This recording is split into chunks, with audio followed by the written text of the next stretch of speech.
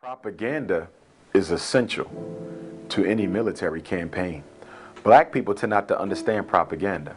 And the reason why we tend not to understand propaganda is because the propaganda channels, the mediums, the conduits, the radio, the television, the newspaper, we tend to just treat as forms of entertainment.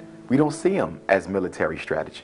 When there's a movie depicting black people in a negative image, when there's caricatures in the newspaper making jokes about black people, we tend to just see it as political entertainment. We don't see it as laying the foundation before the storm. That's exactly what they did in Wilmington.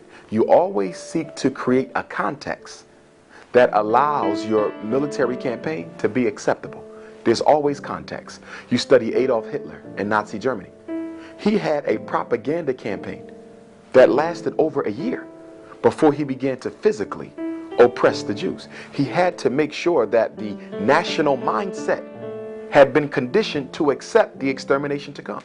In Wilmington, North Carolina, the same exact thing happened years before Nazi Germany.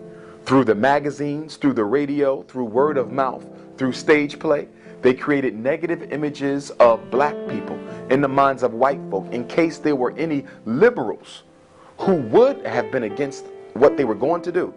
They were slowly able to reform their opinion by constantly repeating negative information about the target population. See, the one thing about the brain that we got to understand is the creature of repetition. Whoever has the most access to the brain rules the brain. It's all about volume, not quality. The more you tell people that a certain group of people are no good, the more you show images, the more you show sounds, song, poem, dance, projecting negative information about a people, sooner or later the subconscious begins to get conditioned automatically, because you can't turn off the subconscious to what it sees and what it hears. Sound and image, you cannot stop it except to stay away from it. So sound and image are critical to any propaganda campaign because they help lessen the defenses of anyone who may be against what you're trying to do. It's the same thing happening right now. There is a direct assault on the image of the black man and woman internationally.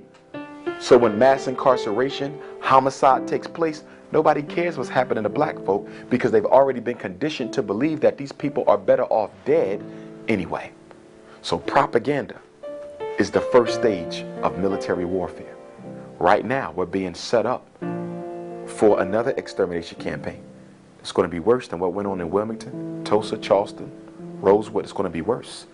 Whenever the propaganda gets worse, then you know the extermination is going to be that much worse, because you see how far the exterminator had to go in order to condition the people to prepare them for the carnage to come.